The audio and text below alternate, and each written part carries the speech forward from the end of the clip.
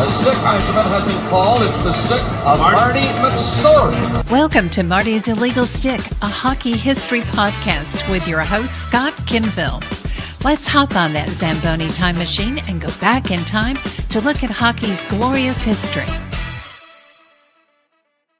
And what's going on, hockey fans, and welcome to episode number 90 of Marty's Illegal Stick, a hockey history podcast, recording here on Wednesday, August 24th, 2022.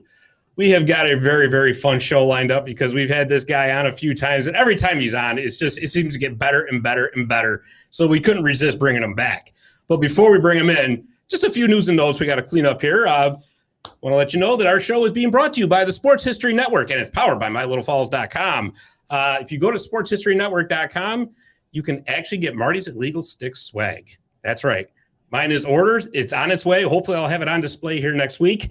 We'll see if the mailman moves along with it. So there's that. And also, I think I'd mentioned this before, Dave. Over the last season, we were doing local hockey coverage here for the Utica Comets and local college hockey on Marty'sIllegalStick.com. Well, that's no longer.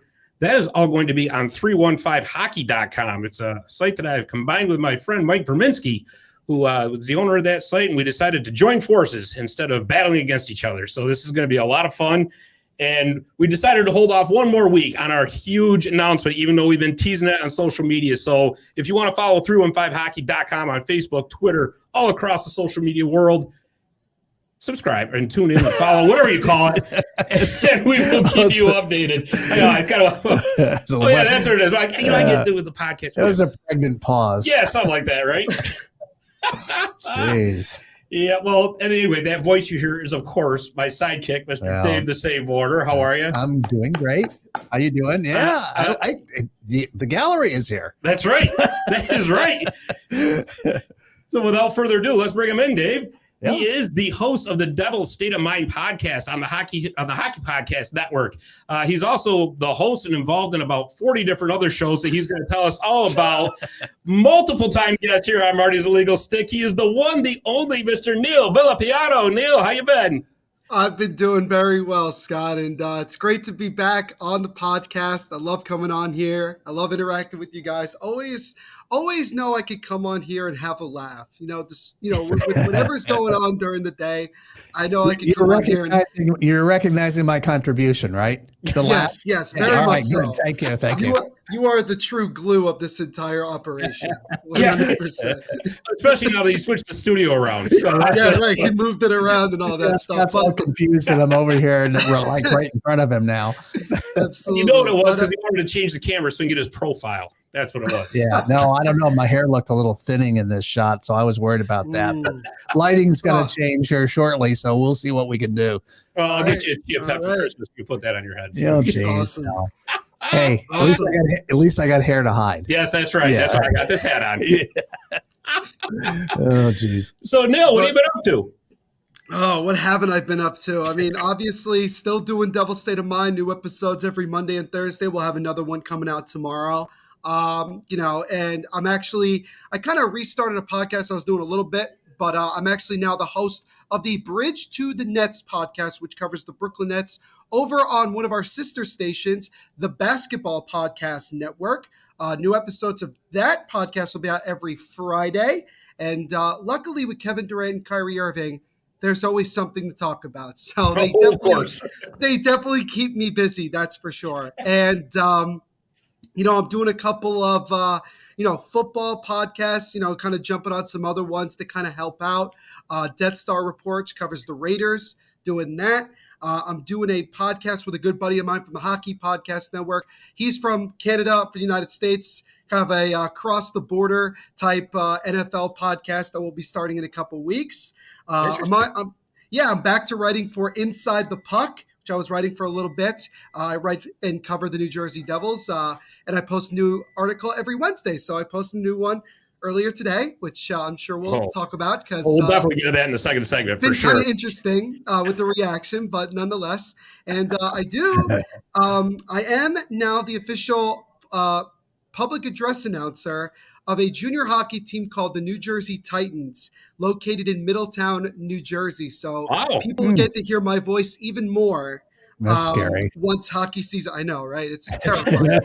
I feel very bad for all the lovely families they're gonna have to hear my voice every game. But I'm doing that, and I do have one other major announcement that I'm going to make either later this week or next week, and you'll have to check out my socials: THENVPSHOW on Twitter and NVPQB11 on Instagram. Stay tuned for that because you want to break it here? Come on. I can't. You got to get people to subscribe to the socials. No, I gotta get my social media feeds up more. I have to, it's called networking. It's called networking, man. I got to do my job. You know how it is. No, networking used to be talking to other people. It wasn't. It wasn't some machine somewhere.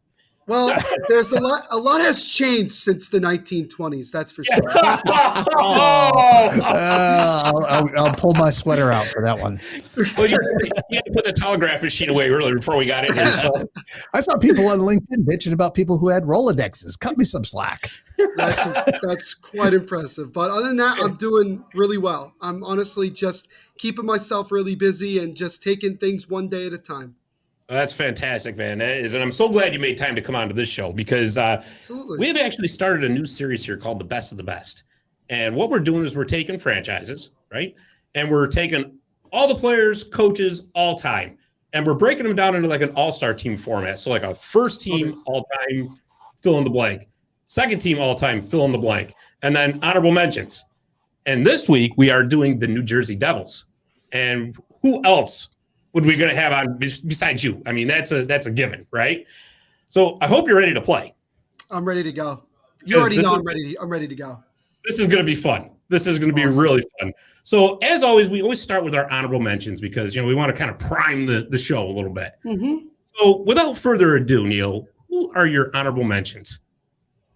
So what are we doing? We're doing just coach. You can do anything you want for honorable mentions. Cool.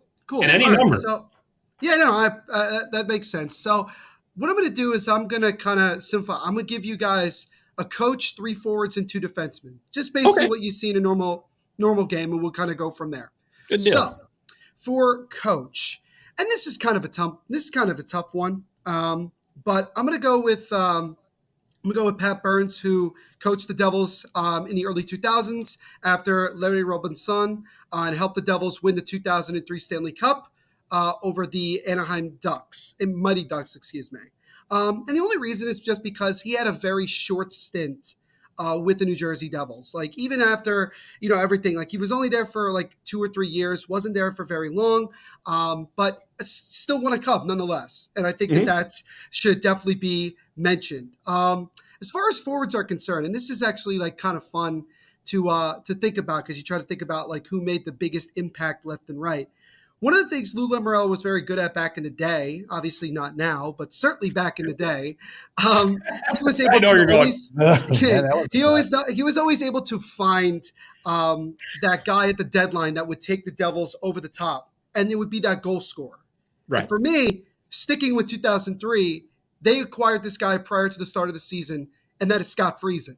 Scott Friesen is a guy that was he had a really, really solid year, and especially in the playoffs, it's certainly the Stanley Cup Finals, he took his game to another level and really showcased why the Devils were so high in acquiring him from Anaheim and bringing him over to New Jersey. Actually, he was from San Jose and brought him over to New Jersey. So that's my first forward. My second forward would be, and this is kind of an interesting guy, but I would probably put Travis Zajac for the longevity of the fact that he played almost his entire career with the New Jersey Devils, skating over 1,000 games with the Devils, and really became, a staple for the Devils for a long time, well after the Cup years. He was there in 2012, and he was there with us until 2020, until the deadline when we traded him to Lou Lamoriello and the New York Islanders, which made a lot of sense. So I'll put him in there. And then the other forward is a guy that was a fan favorite for a lot of people, a big bruising winger, Bobby Holik.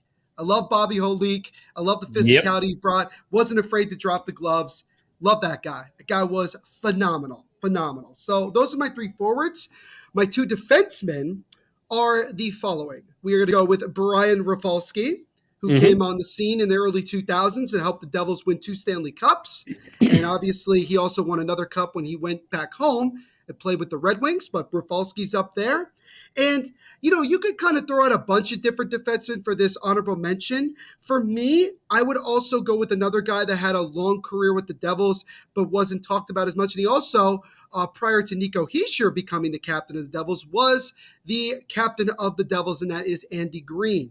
A very strong, stable. He wasn't an offensive defenseman, but he just did the little things right. And I think that was important. He was always a guy that was consistent. He had a long Ironman streak in which he was just playing every game. He was just, you knew number 6 was in the lineup regardless of the situation.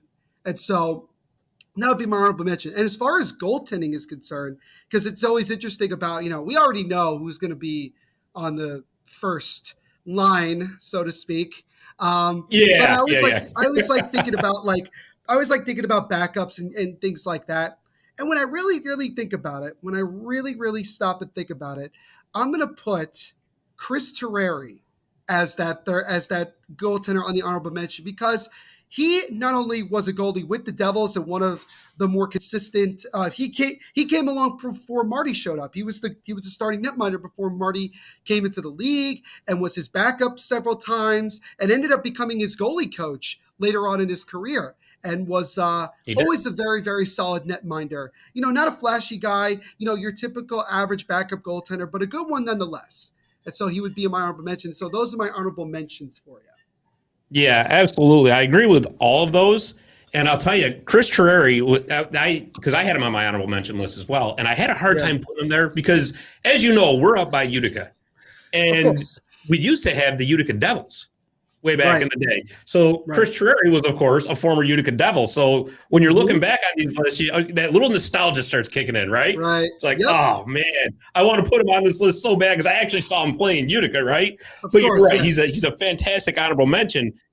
I'll give you some of the ones that I came up with. So for my coach, I actually went with Pete DeBoer. He did get them to the Stanley Cup final in 12. I know. You know what? I totally get it because he really didn't do anything else. Myself. I mean, we never got close after that. So no, that's and I said to Sharks fans, fans when they hired him, I said he's going to take you to the Cup the first year, and then nothing else. And they never got back. In Vegas, the same thing. I'm surprised. Vegas, it ruined the trend for him because he never got to the final with them. He had success, and now he's at Dallas. So I tell Stars fans, you're probably going to the Cup final this year. Just expect it, because for some reason Pete DeBoer's system works for 1 year, and then it goes completely kaput after that. Kaput, basically. It's like a gallon of milk. It's kind of short. Absolutely, yeah. But that's an interesting. That's so an interesting one. It's Pete Milk DeBoer, right? Yeah, exactly. Exactly. It's funny though because looking at the Devils list of coaches, they've been around since '82. They have gone through so many coaches. It's like my goodness, it's like it's the carousel. So it was kind of hard to because I'm a longevity guy. I always like to say, well, at least for a coach, 3 to 4 years for me. But it's kind of one of those deals that you're looking at this list going, oh my gosh, how do you do this, right? Exactly. And the reason DeBoer got my vote, like I said, is because they made the 12 final. Some of my other guys on there, I had Brendan Shanahan. That's a good one. Because that's a very good one. Shanny, he wasn't there that long. I think he was there like maybe five years. And then he was gone. But, I mean, when he was there, he made such a big impact on that team, which was really the beginning of the rise of the Devils. Billy Garrett, another former Utica Devil that I had to put on that list. I mean, that's – and I love Bill Garrett as a player. I really did. And I think he's doing actually a great job as a GM in Minnesota, considering the mess he was handed. Doing a fantastic job there. Let's see. I also had Sergei Brelin. Yeah. Who's now with us. He wasn't going to give you a ton of offense, but man, what a lockdown defensive center he was. And I tell you, he was just one of those underrated, quiet, big parts of all those Stanley Cup winning teams. Let's see. My defenseman, I had Brian Rifalski, just like you, and I also had Slava Fetisov. Now that's a good one. And you want to know why? I understand. Because I mean, it's not a good idea, but yeah, it's not that he put up massive numbers, right? But everything involved with him coming over, if you think about everything that they went through and what he went through to get there, and he was really a trailblazer in regards to getting the Russian players over here and to getting them adjusted into the North American game. For my goalie, I wanted to go with Chico Rush, just because I always felt bad for Chico Rush because he was the goalie when they were just awful, right? And the poor guy was getting peppered every night. But you know what? For me, it's Sean Burke. Sean Burke was such a big part of that first team that made the playoffs in '88. And I also wanted to put Jim Schoenfeld as the coach for my honorable mention because of all that went on. And especially just because one of the most quotable quotes ever in hockey history. But and I'm sure Don Koharski wouldn't want to hear it again, but it's no, but yeah, it's Berkey. And he went on to have a pretty good career afterwards too. But just for the simple fact that he did pretty much lead the Devils into their first playoff spot, it's got to be Sean Burke for me. So far so good. And I'll tell you what we're finding through this best of the best list. Usually you're right. Like the first team is usually like total agreement. Yeah, no problem, because it's almost a given. Everybody knows like the big all-stars. Where it really gets interesting is in the honorable mentions in the second teams, because it makes you think. Right. It really does. Of course. So with that said, who is your second team? So, yeah, I mean, again, once you get closer, once you get more like into the parts where you have to really think about it, because at the same time, not only do you want to put people on the list, you also don't want to put them in a situation where it feels like you're disrespecting them. And obviously in no way, shape, or form is this disrespect. What's good for the Devils is that there's a good amount of guys that every single Devils fan agrees with that should be at the top of the list. I mean, there's just guys, and we'll obviously get to them in just a minute. But let's start with the forward group. The first guy is the man you were just talking about, Burke, helping that Devils team make the playoffs the first time. But I want to bring up the guy that, with a goal, put them in the playoffs for the first time franchise history, and now a assistant coach with the New York Islanders, John Mcclane. Yes, sir. Mcclane was part of that first era of Devils hockey. He obviously was a part of the 95 team, and he made some really good contributions.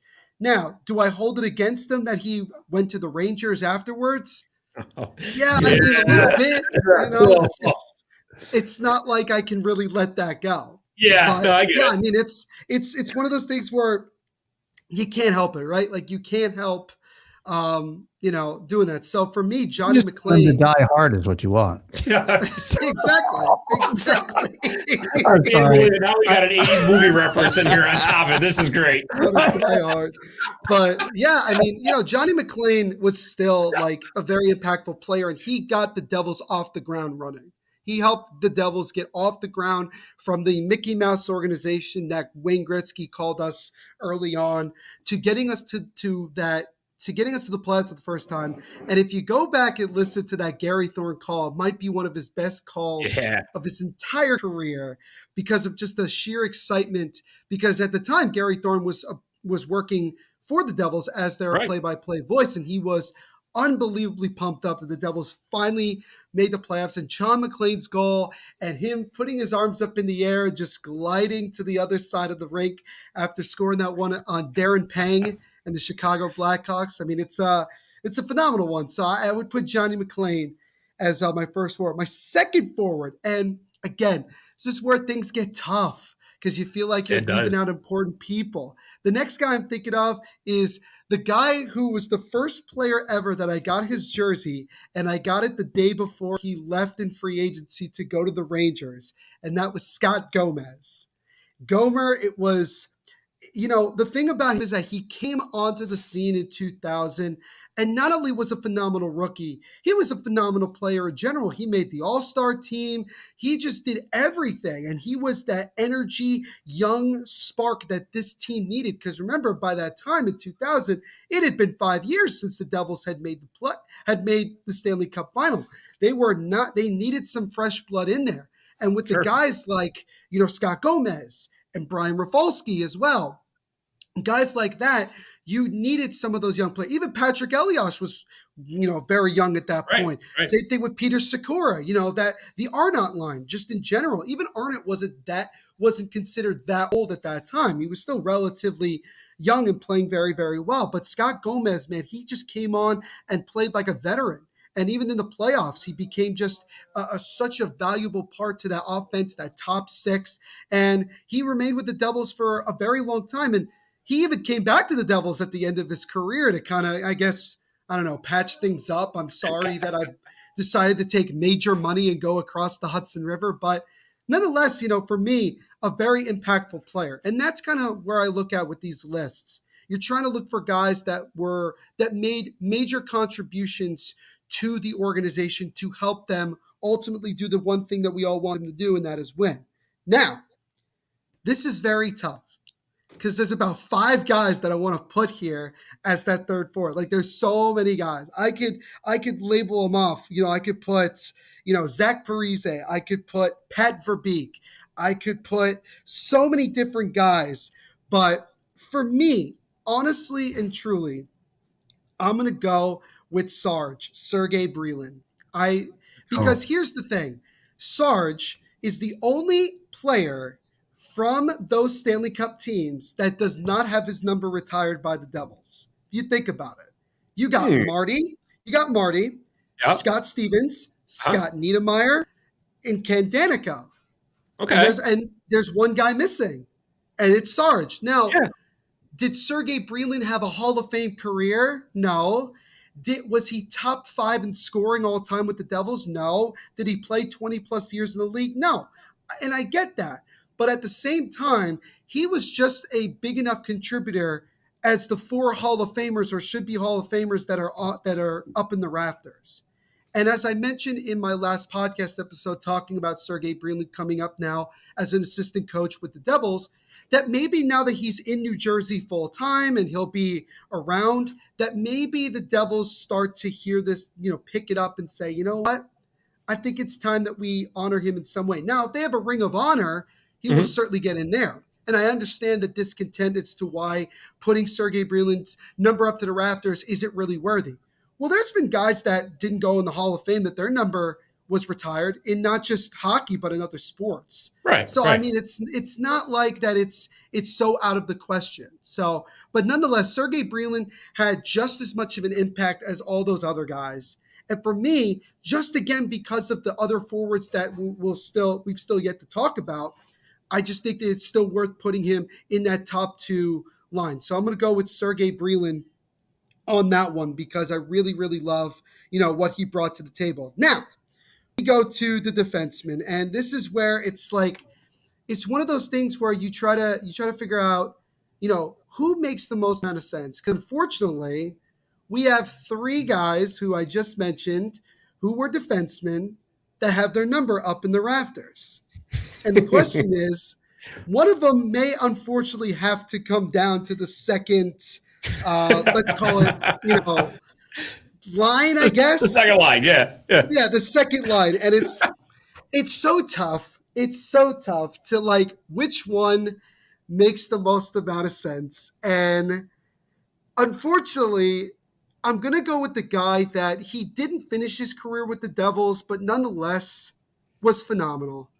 And you could thank Tom Carvers and the Toronto Maple Leafs for us acquiring this player in the draft. And that is from Kamloops, Scott Niedermayer. There he goes. And you think about Scott Niedermayer, he was the quintessential offensive defenseman in an era where offensive defensemen weren't really the norm. A lot of the defensemen back then were big body, playing, defense, blocking shots. Ken Danica and Scott Stevens were like that. That was cleaning clocks. Exactly. Cleaning clocks, ringing people's bells, whatever terms you want to use. And Scott Niedermayer was just such a talented defenseman. He was a 5-tool defenseman. And if you don't believe me, all you got to do is go back to his goal against the Detroit Red Wings in, I believe it was game 1 or game 2 of the finals, where he went basically coast to coast by himself and scored a great goal. He did that as well against the Dallas Stars in game 6 of the 2000 finals. But those are just examples of what he was able to bring on a day-to-day basis. And I think that is just phenomenal. It was just absolutely phenomenal. And so And again, he went to Anaheim later in his career and won another cup with his brother, and I love that. And fun fact, Rob Niedermeyer actually finished his career playing with the Devils. So in case anybody, maybe they planned that. Yeah, it just they were really trying to like have a good time with that one. But it was tough. You know what I'm saying? It was very, very tough. And then the other defenseman, I'm going to go with the guy that also helped the Devils win the '95 Stanley Cup. He's a big Devils alumnus. He's there for all the alumni events. Pretty mild-mannered guy, but definitely worthy of being up here, and that's Bruce Driver. Another guy that, again, he made an impact. He was a veteran on a young Devils team that was primed to begin their run of dominance in the NHL. And he was towards the tail end of his career because he had already played a bunch prior to that. But I'm sure he saw that the Devils were on the rise, so to speak, and that it was just a matter of time. And even in 1995, he still was able to contribute a bunch. And so I think that he deserves definitely that mention of being, up there when it comes to those defensemen. Because again, you think about it and you wonder to yourself, well, after the top three defensemen, which we all know, where does everybody else fit in? And I know people might say, well, Rifalski won 2 cups. Well, that is true. Was he as impactful in the early years of helping the Devils grow into what they became? No, not really. Bruce Driver was a part of that. That's why I brought John Mcclane into the conversation before as well. So that's the way I would look at it. So, and then you go to the goaltending, and we were just talking about this, Scott, and I know you wanted to put him on here, but I'm going to put him on here as my second goaltender, and that is one of the first fan favorites of the New Jersey Devils, and certainly a fan favorite with the New York Islanders. And there he is, Chico Resch. There he is. Was he like? Let's we got to call it like it is, right? Was he the greatest goaltender we've ever seen? No. Was he solid? He was okay, but he had such a great personality. Again, part of the Devils growing up and really slowly but surely becoming what they eventually became.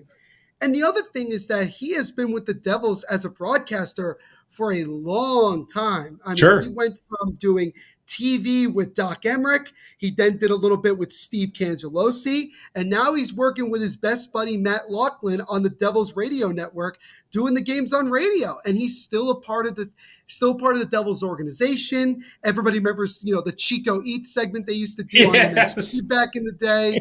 There's so many great things. And I think when you look at just impact in general, you look at Chico more for off the ice than on. But at the same time, I mean, everybody in the hockey world of a certain age knows who Chico Resch is just from his personality.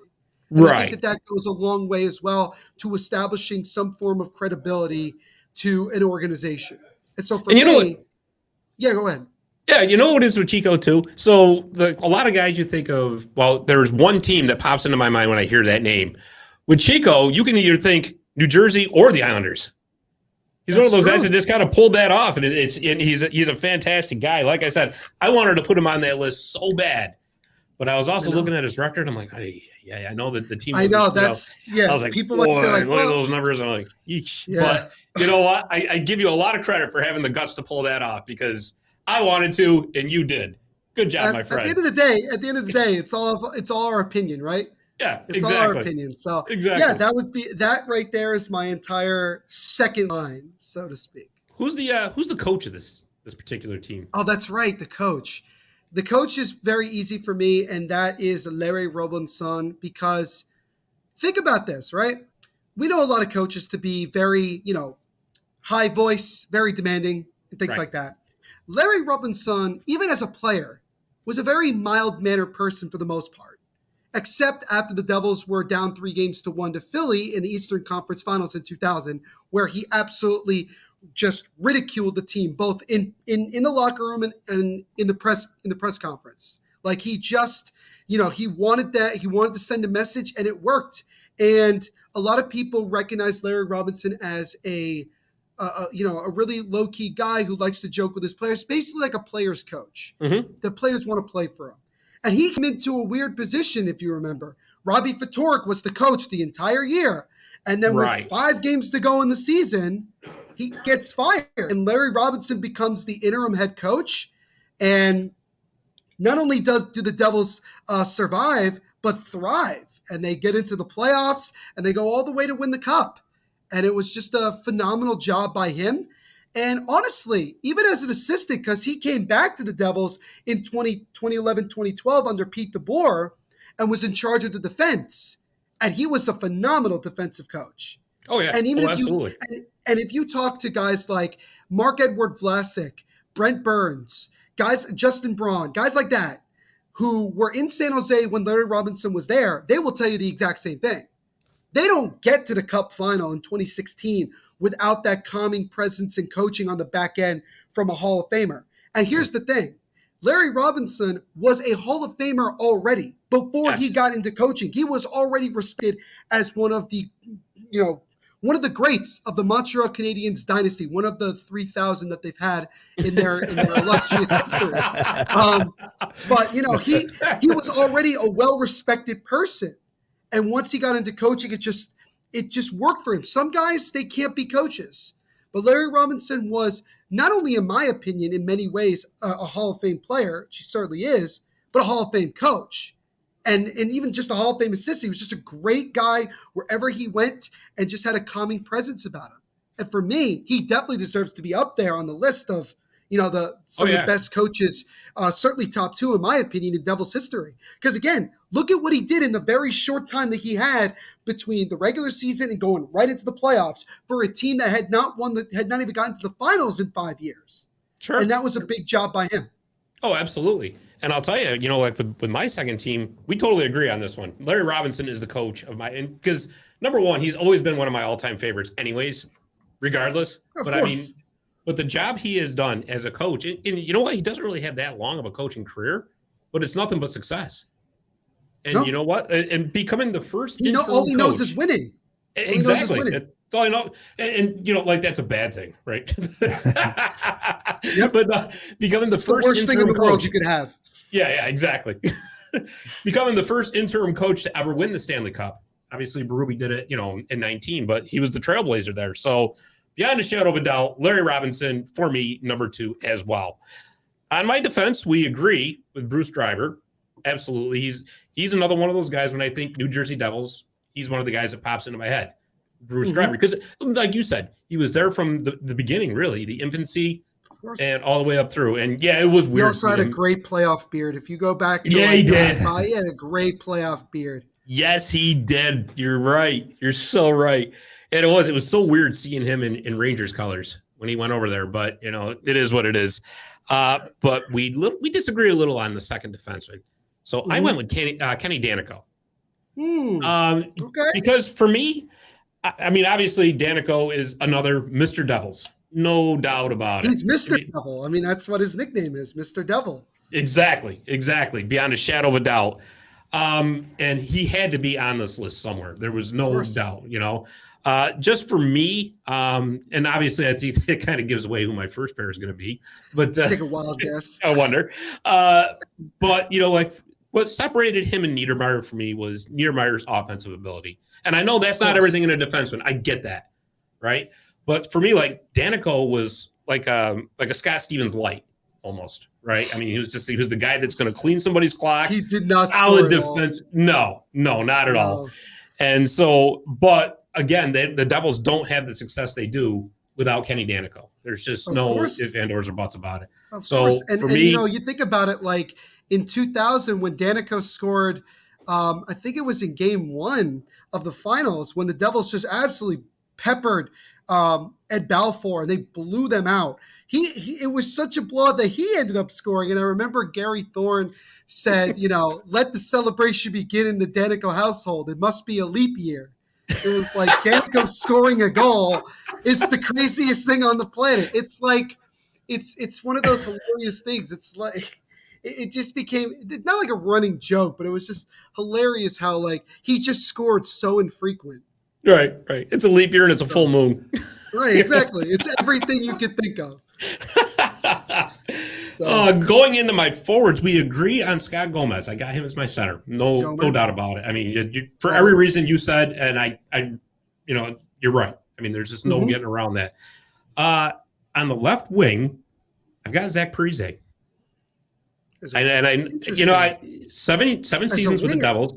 Yeah, as a winger. Because the list that I'm going off center as well, but he was mostly a winger. Yeah, they've got him listed as a left winger, and I mean 194 goals is nothing to sneeze at, and especially in that era when the Devils were playing such a tight defensive game, to be able to put up those kind of goal scoring numbers, pretty impressive to me. I can't. I mean, he was a homegrown kid as well. I mean, he was drafted by the Devils and eventually became the captain and helped that team get to the Cup final in 2011-2012. Yeah, absolutely. Absolutely. And boy, I tell you, it's a good thing that they didn't throw that kind of money that Minnesota did to keep him. But at the end of the day, when it happened, I was more stunned. That was when, it's like 10 years ago now. It was one of those things where like, that's when you're a kid, you learn about the business of sports. And granted, unfortunately at that time, his legendary father, JP Parise, was, near the end of his time on Earth. And I believe he died in that same year, if I'm not mistaken. Yes. But he wanted to go home. And at the end of the day, you get that. You understand that. Sure, and you recognize that. Or you could be Johnny Gaudreau and say that you sort of want to go home. Yeah. And then not really go home. So, it's just depending on the situation that you're in. But he just meant the same time zone. That's what he meant. Right. He meant time zone. He should have been he wanted to work with Father Time on that one. Yeah. But to me, like it made sense for the first couple of years to boo Parise when he comes back. Even now, like I know he's on the Islanders. You can tell by the fans, like if you watch the game, there just isn't that many fans anymore that remember that Parise left the Devils in free agency to go to Minnesota. Like, so I'm glad that we don't boo him anymore because at the end of the day, he's a guy that should be recognized in one way or another by the Devils at some point when his career is over. Because he was a really, really impactful player during that period where we weren't making the finals, but we were always making the playoffs and always giving ourselves a shot. And he was that leader of that team. Yeah, absolutely. And I think what really helps with that, with the point you were just making about not booing him anymore, because people see just how much that blew up in Minnesota's face. How it ended up, they ended up having to buy him out, and they're going to be. We still boo Kovalchuk, even though he doesn't, he deserves it. Yeah, right. Well, that's the thing. He deserves it. He finally, by the way, he finally sold his house in New Jersey like a couple months ago. So I don't know why it took that long to sell a house, but well, nobody wanted to be in it. That's a good It point. was the bodies in the backyard. It was somebody from out of town that knew nothing about hockey that bought it. Right, exactly. Like, oh, this is a nice house. Why has it been on the market so long? It's cursed. It's cursed.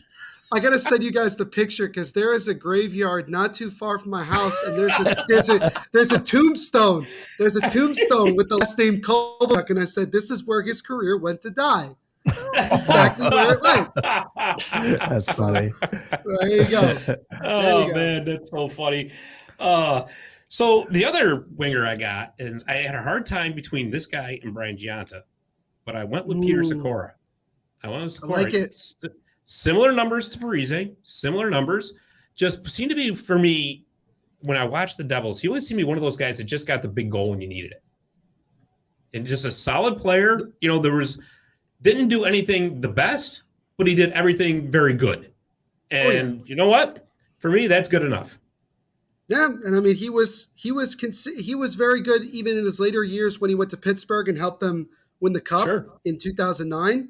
And he came back to the Devils in 2011-2012 and, of course, was put on a line with Patrick Elias because why not? Right. But Sikora came through for us big time in many ways, even at that age. And that was classic, just knowing exactly at the perfect moment to make a move for a guy, even if it seemed like, why are we making a move for, nostalgic reasons? Like, why are we bringing it back? And, he was still very impactful. And I think it's great that a couple years ago, they were able to finally allow him to skate around the ice with the cup over his head. Yes. He wasn't able to do that in 2000. But I think it's great that they did that.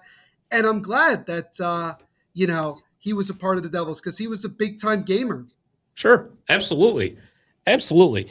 And for my goaltender of this team, and this might not be a very popular choice amongst Devils fans, but I went with Corey Schneider just based on numbers.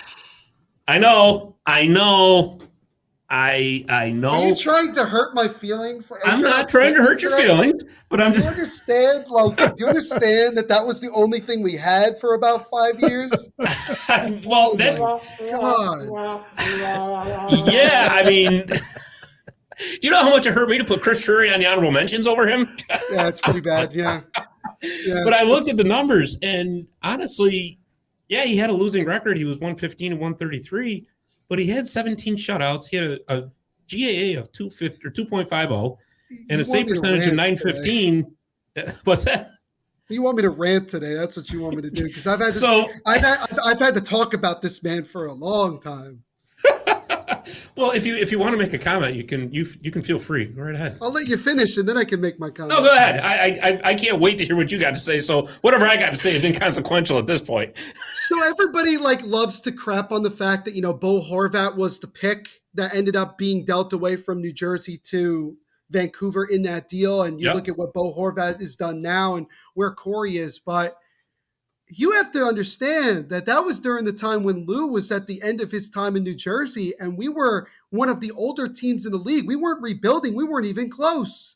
We had no scoring. Our defense, it was like the opposite of what we have now, right? We have tremendous offense, and we had, at least for a while, very bad defense, and now we have pretty bad goaltending, right? Right. But at that time, when Corey was in his prime playing in New Jersey, that he was the one constant, especially after Marty left, because we knew that Corey was brought in to be the guy to replace Marty. And that's a hard thing to say, but it's true. Right. And he came in, and I always said this, that if the Devils were a good team back then, if they were making the playoffs, Corey Schneider would have won a Vezina Trophy. Because other than his win-loss record, for 2 or 3 years, he was one of the better goaltenders in the league. He was. One of the most consistent. And by the time you got to 17-18, the year that we made the playoffs, his body started to break, and you saw it.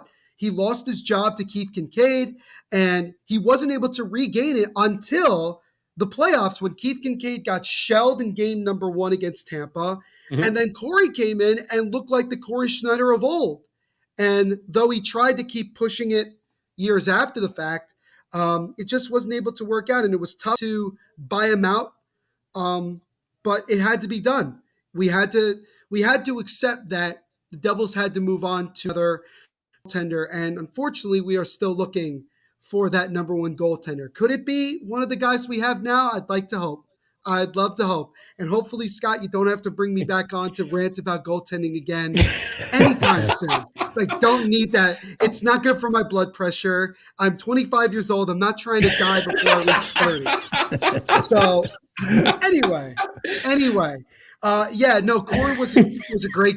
Corey was an awesome personality, and he was if you look at it from a talent perspective, you can honestly make an argument he's one of the better goaltenders in our history. From a talent and consistency, and you disregard the accolades because it just wasn't. He was on the team during a very difficult transition period that we're still trying to, unfortunately, eventually get out of, and hopefully it's this year. But, it didn't surprise me when Corey got called up in April with the Islanders, and his first and only game was a start against the Devils in which he beat us. Of course. Does not surprise me. You knew that was coming, right? The hockey gods knew that this was going to happen, and they made sure it happened.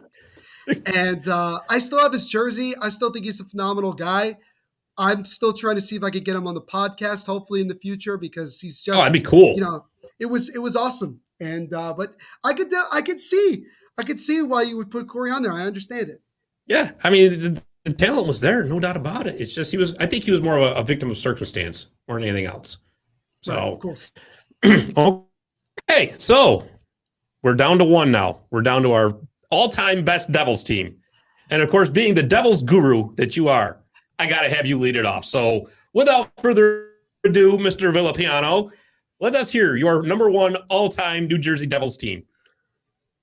So I think for the most part, it won't be controversial. I think you'll hear some pretty typical names. There might be, an interesting curveball here or there, but I'll explain in great detail as I always do. So for coach, you got to go with the man that pissed off the entire NHL with his system for a long time. And that is Jacques Lemaire. I mean, there's just no way to put it. the neutral zone trap. He did what every great coach does. Create a system that is best for the team you have. And that's what he did. And it worked. And once the players bought in, there was no stopping that team. And they became the pain in the ass of the NHL. That nobody wanted to play this team. And that system did continue after Lemaire was gone. And you saw what he actually did also in Minnesota. It got them to the conference finals in 2003. Right. It was the same type of team. It was the same type of way. But Jacques Lemaire was just unbelievable. He was that first legitimate big name coach that the Devils had, and people said, wow, he's there. And he actually ended up coming back to the Devils as an interim head coach in the 2010-2011 season and nearly brought us to the playoffs despite a horrific start to that year, thanks to John Mcclane, who was the coach at the time. Well, Jacques Lemaire came in, and he did a phenomenal job of just coaching the team the way that they needed to be coached. And he's the best coach in Devils history. He's the one that got us started. He's the one that got us to delivering first ever title to the state of New Jersey. And I think that was, you can't help but not recognize that he's the best that we've ever had. And, it makes perfect sense that he's the coach of the top team on my list. So no-brainer pick right there. Yeah, absolutely. So now let's go to probably some other no-brainer picks for the most part. We'll start with the leader in goals, points. I think also he might be assists as well, and should be in the Hockey Hall of Fame. And that is number 26, Patrick Elias. No doubt. I know exactly why Elias isn't in the Hall. It's the Devils bias. It is the Devils. We don't want more Devils in the Hall. We don't want to recognize the fact that they had other great Hall of Fame worthy players.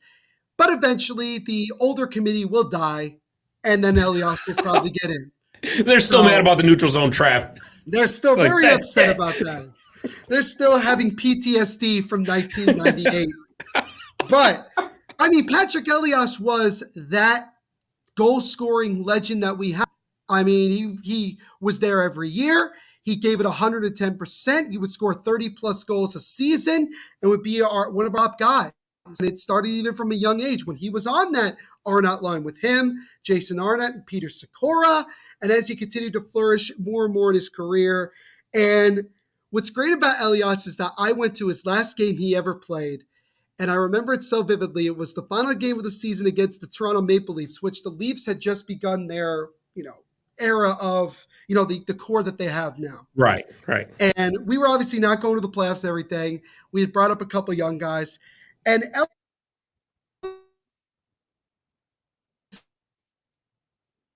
got a little freeze up there. It must have been mentioning the Leafs rise to the first round. They got him, really. They may cut out. That's just it. Well, I'll tell you. While he's reestablishing the connection, I got Elias on my list too, Dave. There's just no doubt about it. And the same thing with Lemaire. Both of those guys are no brainer first team picks for the Devils. Just the impact alone that both of those guys had is just unbelievable. Hopefully we get him back pretty soon here. Yeah. And I'm disappointed in you, by the way. What? Because he mentioned John Mcclane and not another diehard reference. I got one in and I thought that's good enough. Wow. I figured, once that first one came in, I figured you'd have enough ready to go. Yippee-i-o-ki-yay.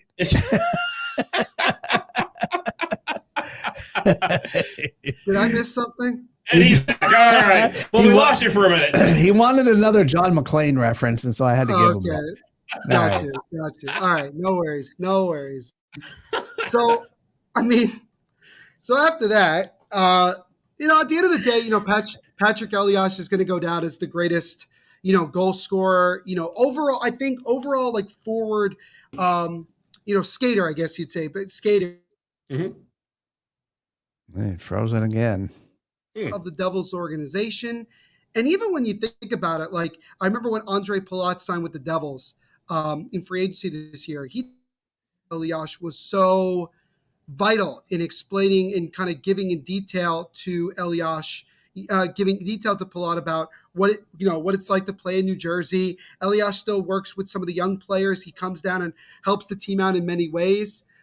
he's still very much a part of the Devils organization. And, it makes perfect sense that his number's up in the rafters, and now we're just waiting for his name to be enshrined in the Hockey Hall of Fame, which I think is going to happen sooner rather than later. But my first forward through all of that is Elias.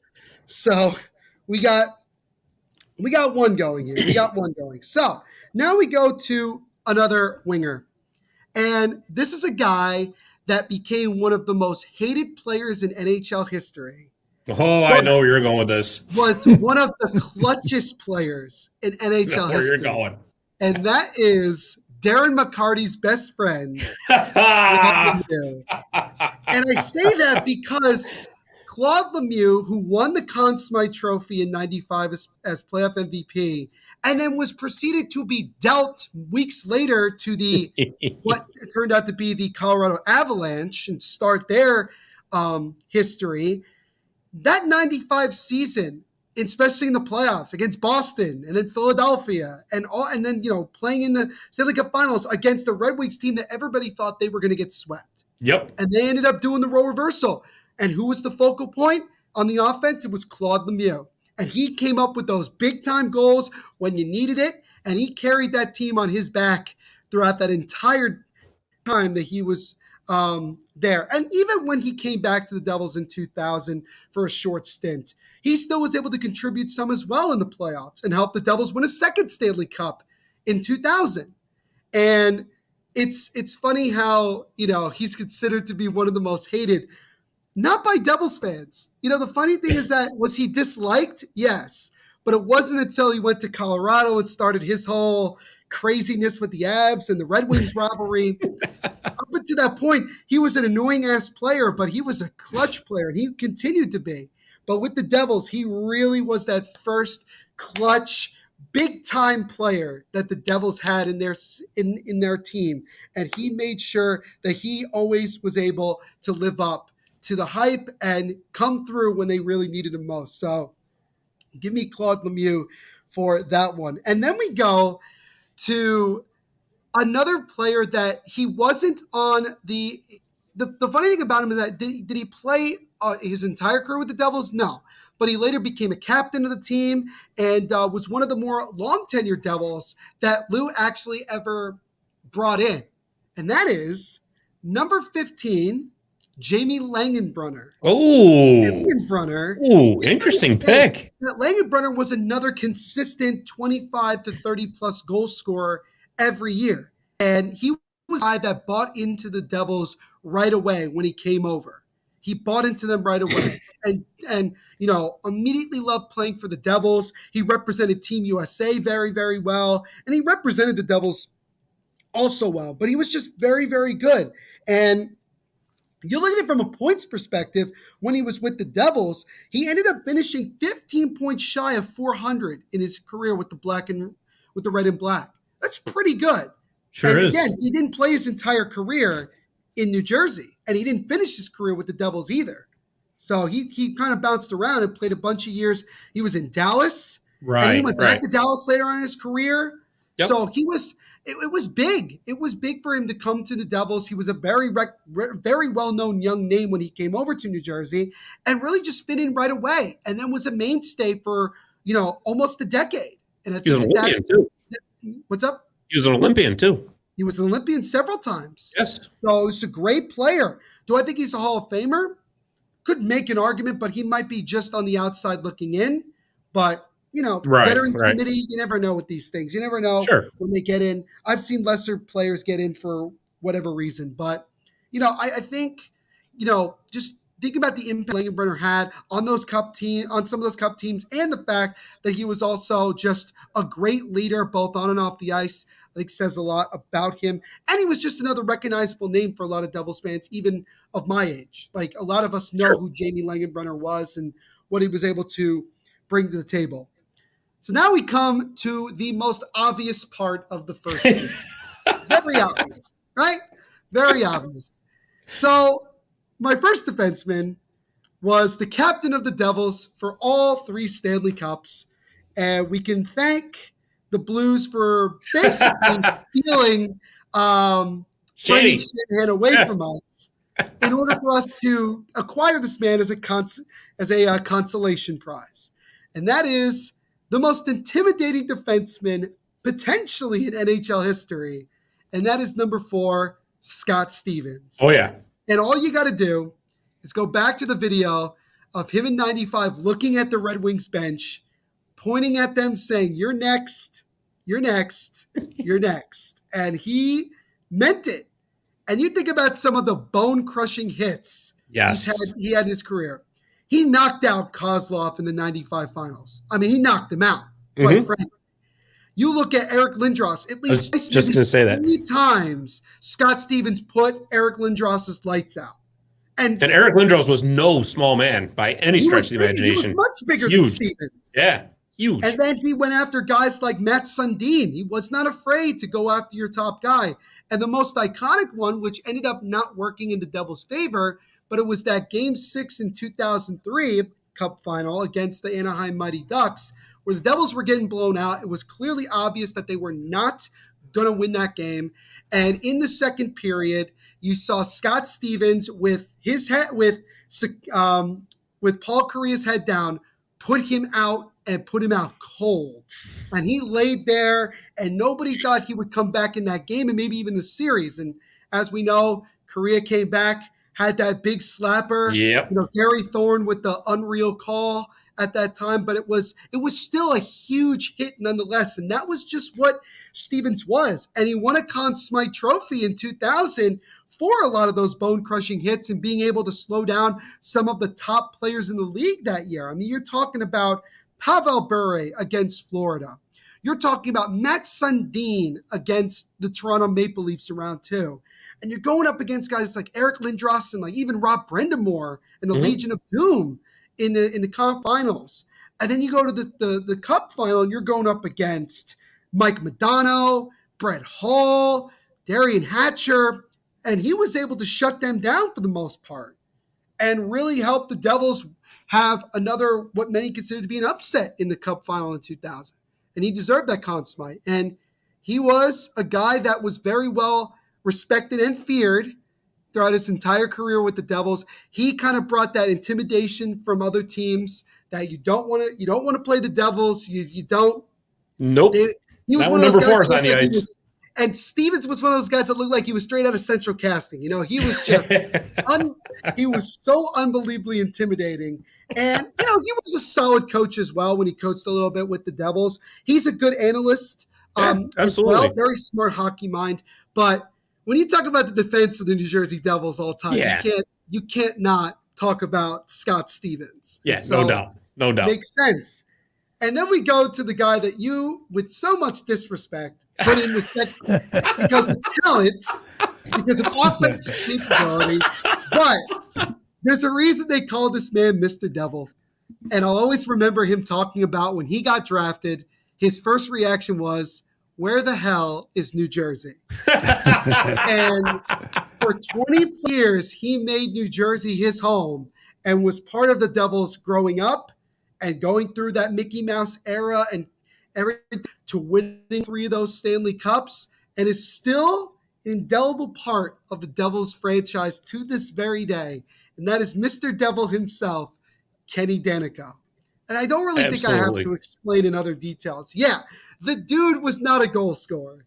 The dude was your typical 80s, 90s defenseman who would throw the gloves down every chance he got, especially when he faced off against Ty Domi. I don't know if it was just he had an axe to grind with him or something, but it's just that type of thing. But you look at Ken Danica now, and he's a great guy, great personality. He's always laughing. He's always optimistic about the Devils, even when we've been terrible. And believe me, we have been absolutely terrible at times.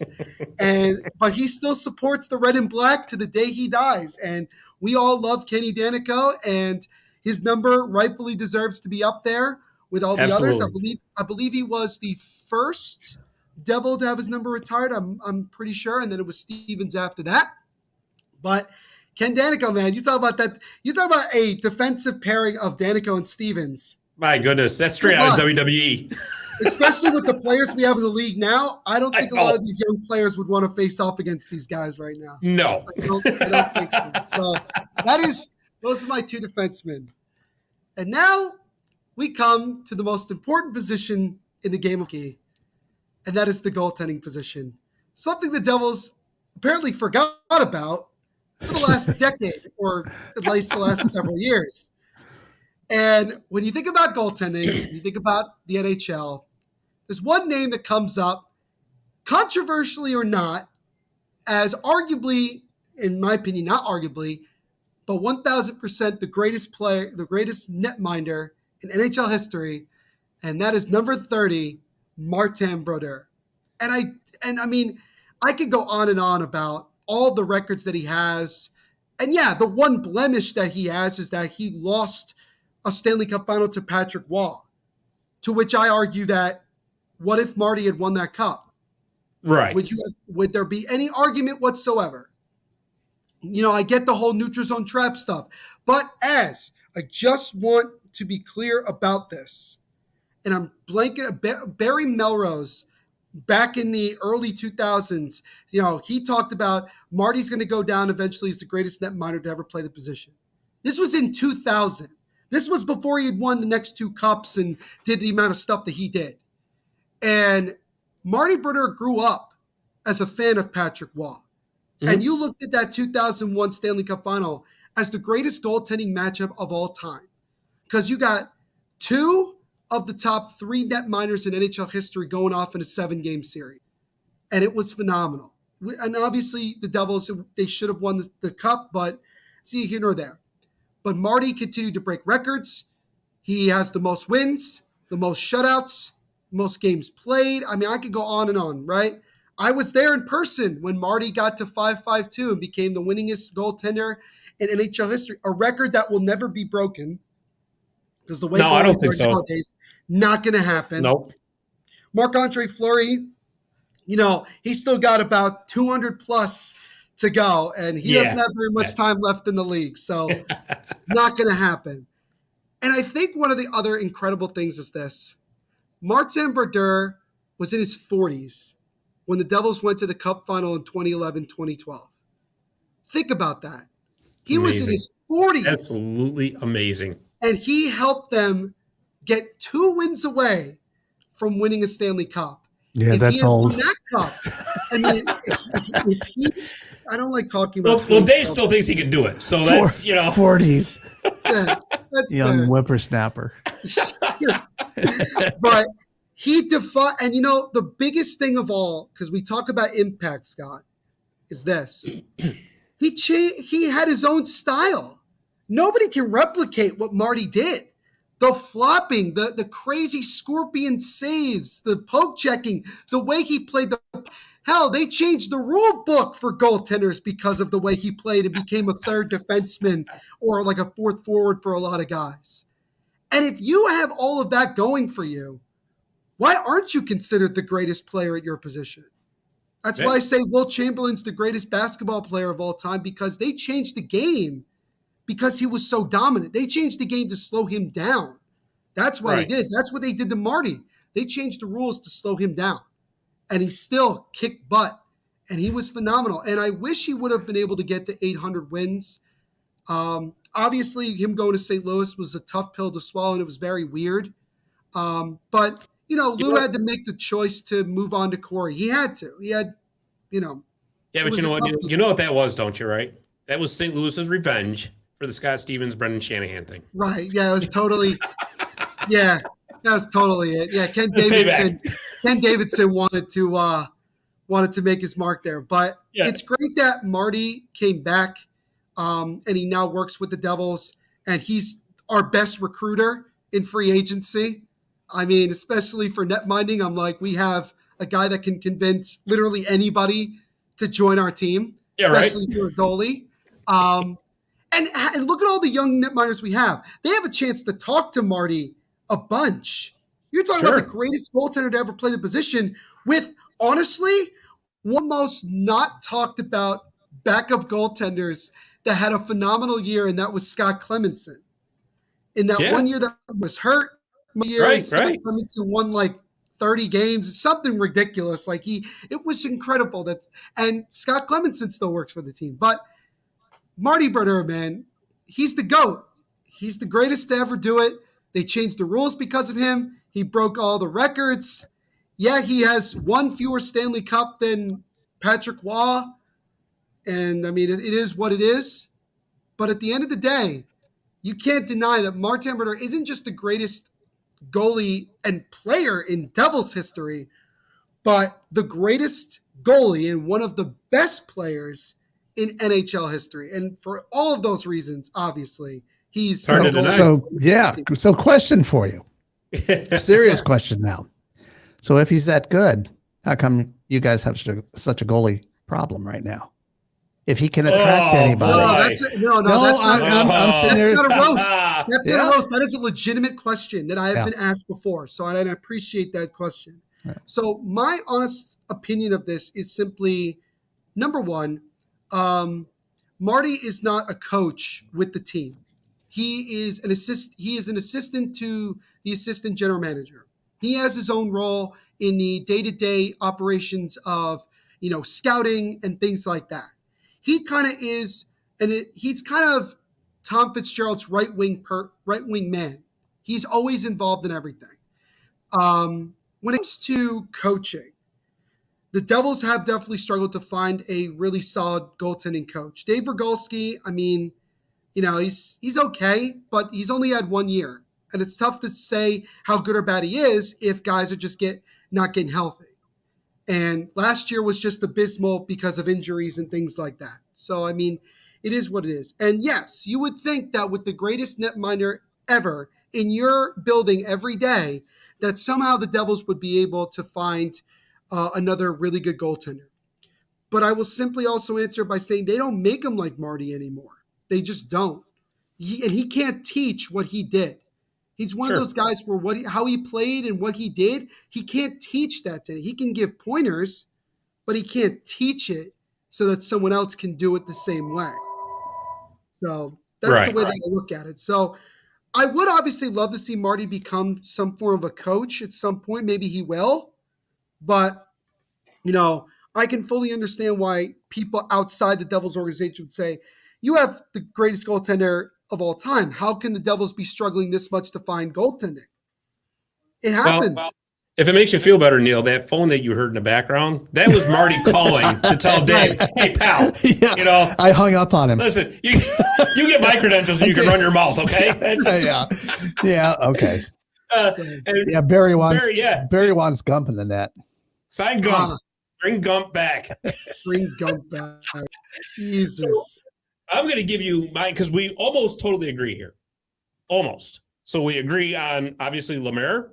We already discussed Niedermeyer, but we agree on Stevens. And we, of course, agree on Patrick Elias. Well, we had a little difference of opinion here on the forwards. Right, of course. So my all-time Devils center, and I'm going to preface this by saying this, what I said before. I have an attachment to that 88 team because, like I said, that was when the Utica Devils were first here. Right. Mm-hmm.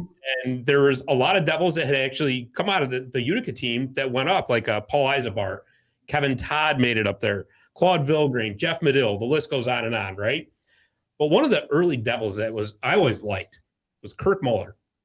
Kirk Muller to me was a fantastic leader. Right. The consolation prize for not getting Mario Lemieux. Yeah, it's true. In case anybody didn't know that. You're absolutely right. 84, you're right, the draft. But to me, Kirk Muller was always such a solid player. I mean, no, he didn't put up the numbers of a Lemieux or an Yzerman or a Howard-Check or any of the other big, the big number guys at the time. But he was a great leader. And to me, especially in those early teams, when you think of New Jersey Devils, to me, it was Kirk Muller. Oh, yeah. And the other one. It's to me, the only reason I didn't really talk about Kirk Muller a lot is that he had a lot more success as a player and winning when he went to Montreal. And things like that. So that's kind of like it's not like a total knock on Muller, but it's just, it's just kind of the way I look at it. True. And Dave, this is your last chance here. Because my number one New Jersey Devils right winger is, of course, John Mcclane. Second leading point scorer in Devils history. You can't deny it. So you can't deny that. And again, he's one of those guys, when you think Devils, to me, John McClane's one of those names that comes up. So, yep. So for me, I had to put Johnny McClane at number one. And Dave, if there's any further diehard references left, last chance. They're all X-rated. What does that ever stop you? I mean, that's true. What?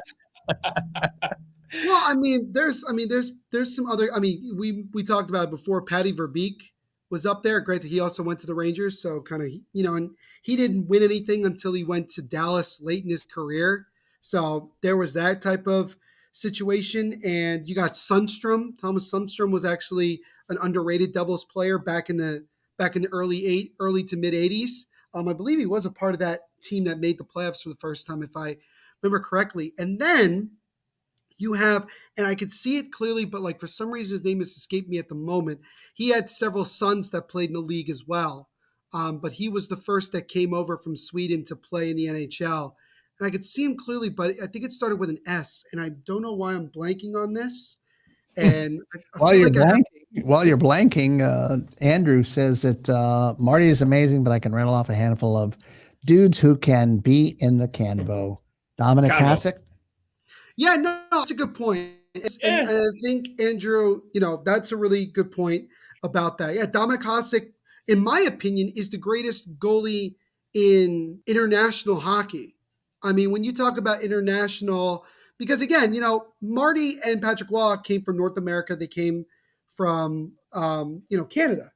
Dominic Hasek, what's great about him is that he wasn't a can't miss Hall of Fame goaltender when he first came in with Chicago.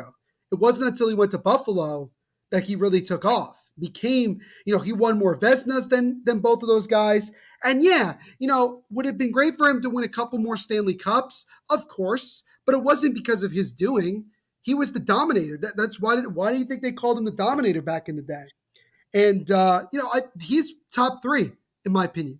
Probably the greatest European goaltender of all time, just before Vladislav Tretiak, in my opinion. But, great call there. But I just remember the name.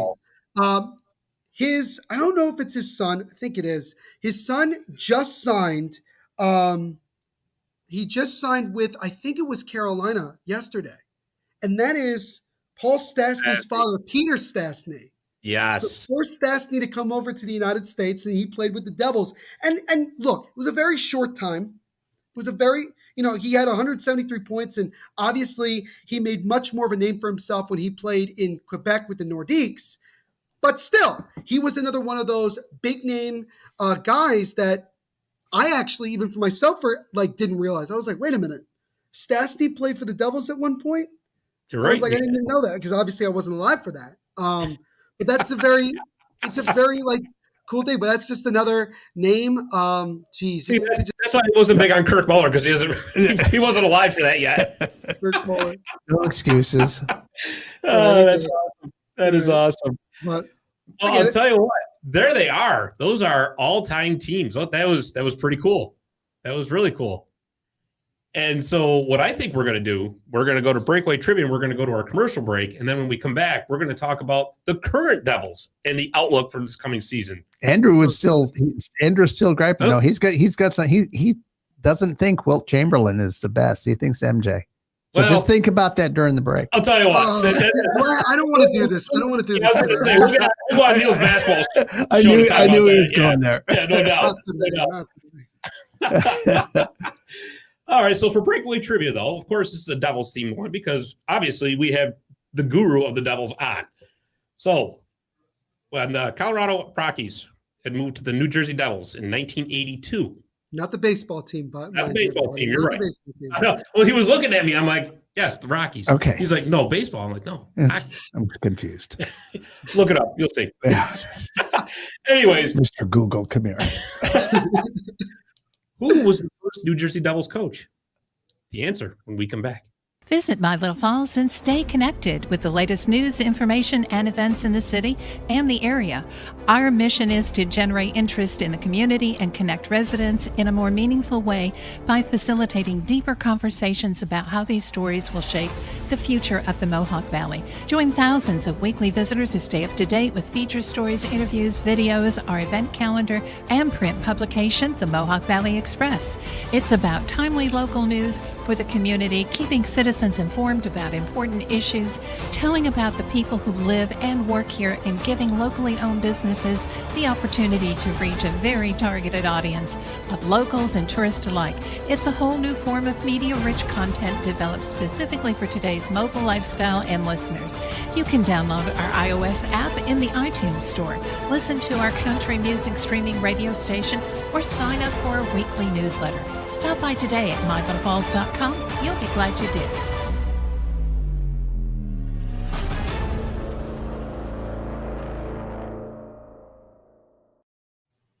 And we're back after that awesome commercial. I have to say that every show, just because every show you do that. It gives me my second wind. It gets me ready for that second segment. After an hour and 15 minutes, somebody needs to win. That's right. Energy right there.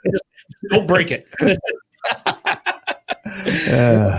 So that breakaway trivia question for you one more time, and I'll leave the Colorado Rockies out of it for you this time, Dave. Who was the first coach of the New Jersey Devils? So I believe if I know my Devils history well enough, I believe he only coached the team for a year or two before Tommy McVie came over and tried to tank for Claude Lemieux, but we won't talk about that. Or Mario Lemieux, excuse me, not Claude Lemieux, Mario Lemieux. You weren't born then, so you can't have this answer. Okay.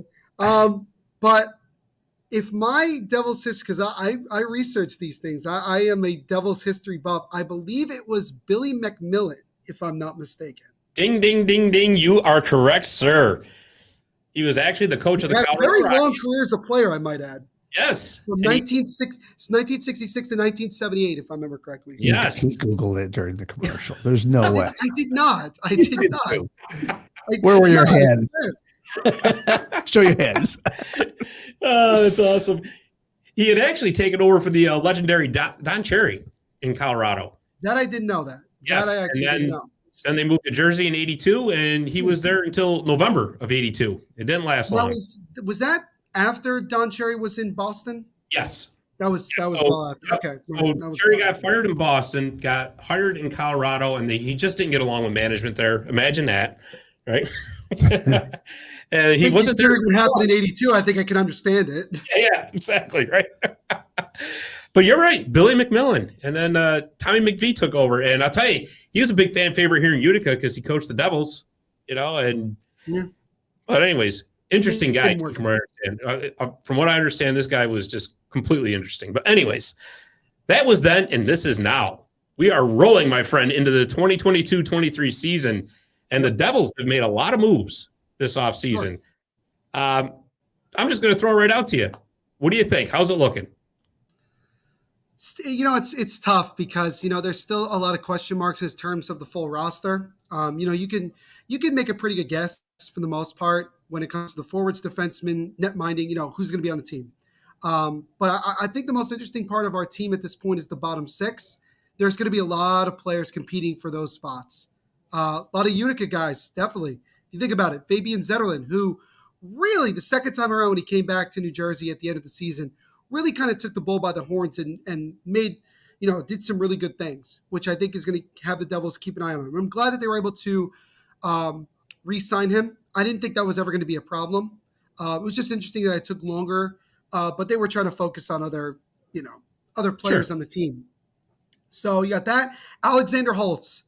I mean, our first round pick in 2 years ago, this has to be the year that he makes the team and he actually starts scoring and does what he did in Utica. He does what he did in Utica here at the Devils. We're going to be rocking and rolling. Now it's going to be about, can he crack the top six? And if he doesn't, do the Devils send him down again? Because we're a little bit logjam in the top six right now with Andre Palat, Jack Hughes, Yegor Sharangovich, and then you got Dawson Mercer, Nico Hischier, and Jesper Bratt. Right. Do the Devils really want to play Holtz in a bottom six role considering where he was drafted and all that stuff? No, but sometimes that's how it works because of, what guys have done. But if Holtz jumps up to the top six, that must mean that he did a phenomenal job and he's ready to go. Mm-hmm. And that's what we're all counting on, right? That's what we're all counting on. You have other young guys. The thing about it from the side is that we're pretty much set. If you think about it, Dougie Hamilton, Ryan Graves, Damon Severson, you got John Marino, who we just acquired, Brendan Smith as well, and Jonas Siegenthaler, who we just signed long-term. That's 6 defensemen right there. Right. So if the Devils go with the 7th defenseman, you're probably looking at a young guy, potentially Simone Nemetz, the guy we just drafted 2nd overall this past year. You're looking at Riley Walsh, Kevin Ball, obviously. Who's made Balls out. that's what I was mentally preparing myself for. I was mentally preparing for that. But there's Tom Fitzgerald has always been a big fan of creating competition, and that's what he's done going into this year. And obviously, the big prize for us was to try to get Johnny Gaudreau. And once we didn't get it, it was more of a question of, well, where are we going to go from here? But the Devils got a really good consolation prize, in my opinion, in getting Andre Palat. That was a great move. The contract to a lot of people might seem like a big deal, but I look at it like, you know what? We've had so many years where we had $15 to $20 million of cap space. I gotta be honest with you. It's kind of tiring to have so much cap space and not use it. Sure. So it's kind of nice to be almost at the cap, right at the cap going into the season, because we spent money to bring in guys and to re-sign guys to deals that are going to be here long term. And I think Andre Palat takes this team to another level and can really help with a veteran presence in the locker room. He's been to 4 Stanley Cup finals. He's been to 3 in a row. This guy is a winner. This guy is clutch. You saw him in the playoffs this past year. Really good signing. We traded away Pavel Zacha. Thank God. Thank God. It's finally over. 7 years later, it's finally over. We get Eric Holla. And he likes to complain about it and say Zacha's better. Well, maybe that's the case, but here's the thing. Zacha, it was never going to work with the Devils. It took 7 years to figure that one out, but it just never was going to work. Eric Holla comes in. He's got 1 year left on his deal. So, if it doesn't work out, he's not coming back next season. He's gone. Not going to. The Devils have 6 players, 6 or 8 players under contract going into the 23-24 season. And all of their core, except Jesper Bratt, is signed long-term. The Devils are basically going here's our core, and now we'll just put pieces around them. That's literally how they're operating, because we know what's going on now. So we know everything like that. And then you look at the goaltending. The Devils needed to get somebody. And they went the trade route, which I think honestly makes more sense because there just was more options there. And Washington wanted to clean house for whatever reason. Because I don't understand that. Vanacek, they let Elias Samsonov go for nothing. So they have Darcy Kemper, and I forgot the other guy. I don't even remember who they brought in. Yeah. I don't even freaking know. Doesn't matter to me. They're going to be making 70 starts this year. No, I mean they're on the decline. As much as Capitals fans don't want to talk about it, they're on the decline. But now you have a goaltending tandem of Vitek Vanacek and Mackenzie Blackwood, who should be fully healthy going into the season. And he has to prove it because he's on the last year of his bridge deal that he signed. Vitek Vanacek, we just re-signed because he was an RFA to a 3-year deal, which is good. And all we could do is hope that the goaltending for once is solidified because we'll need both guys or 5 more on how the season goes. And then you look at the coaching staff. The Devils decided that Lindy Ruff needed another shot to kind of prove himself, so to speak. I don't think so, but I also understand. So they kind of cleaned house with the coaching staff. You bring in Andrew Burnett, who just won Coach of the Year, or at least he was a finalist. He was a finalist, yep.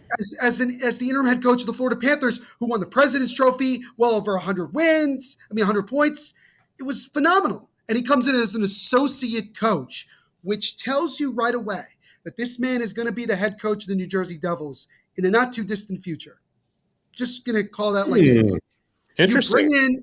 You bring in Ryan Mcgill for the defense, who did a really good job in the first 5 years with the defensive core that Vegas had. So he's a very, very established guy like that. And then you bring in Sarge, which was awesome. I really liked it. I have no I have no issue with it because he's a very well-respected guy. The young players love him, and now he gets a chance to coach the veteran guys, and I think they'll get to like him a lot. He's going to be a eye in the sky type coach. He's going to be up in the booth, which is good.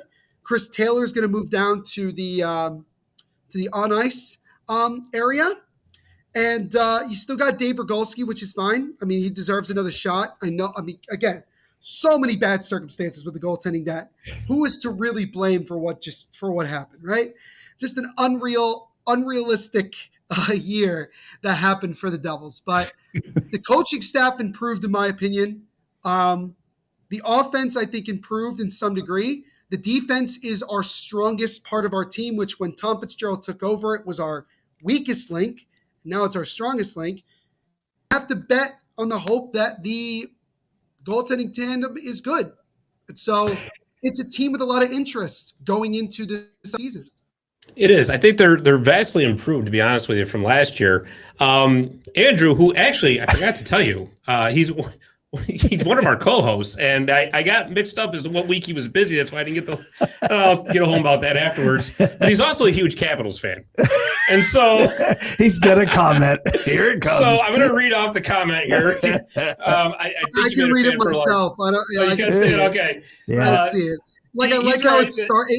He goes back and forth from complimenting me to then also telling me that I don't know what I'm talking about. So it's a very interesting way of doing it. All the weeks I didn't see if he was available. Damn it. He just wants the Caps to play you for 82 straight games. That's all. He'll take his chances. Oh, I'd love for Ovechkin to stay in one place for the entire game and just slapshot it 30 times. I want that.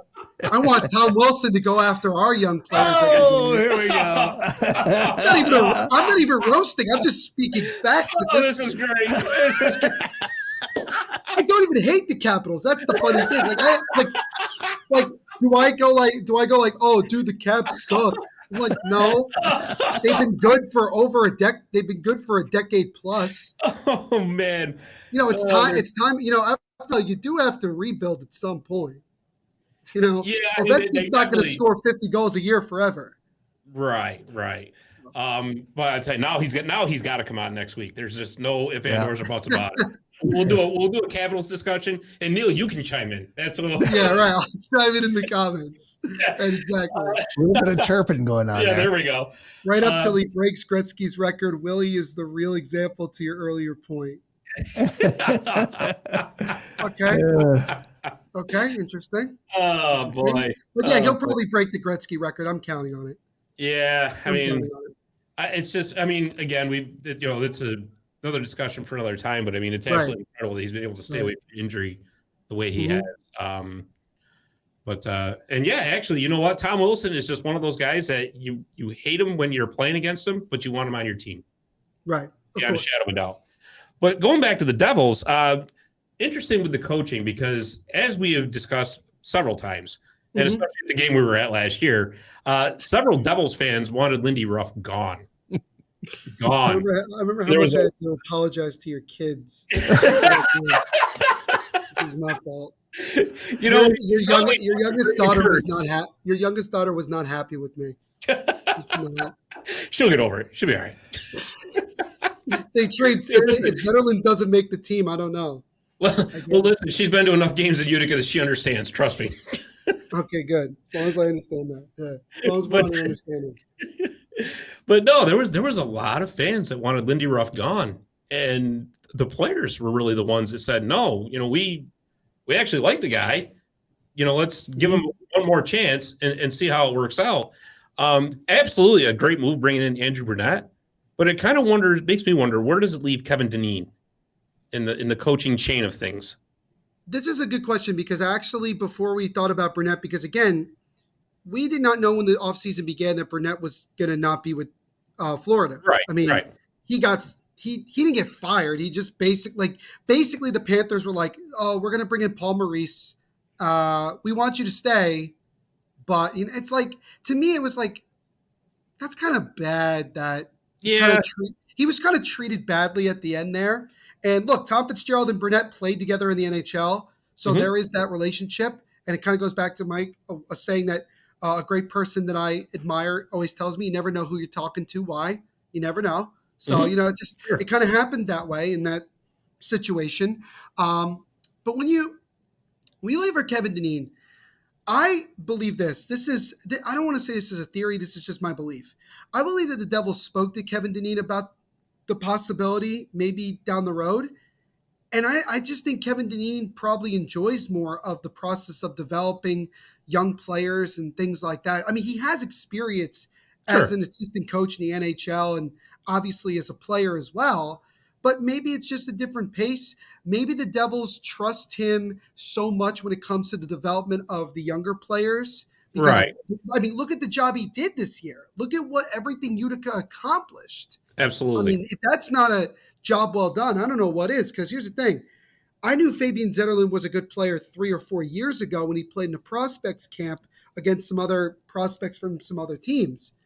But Kevin Dineen took Zetterlund and took him to another level. Sure. To the point where he was top guy, came to the Devils. I mean, I told you, when he first came to the team and he spoke to media, he says, I hope I bring that 13-game winning streak mentality to the Devils. He's the guy who just got called up to the NHL, mind you. That's awesome. Confidence. That is confidence. And that, to me, I think is a job well done by Kevin Dineen. I don't know. Do I think Dineen could do the job? It's possible. But I think now with Burnett, not because Andrew Burnett was not hired as an assistant. He was hired as an associate.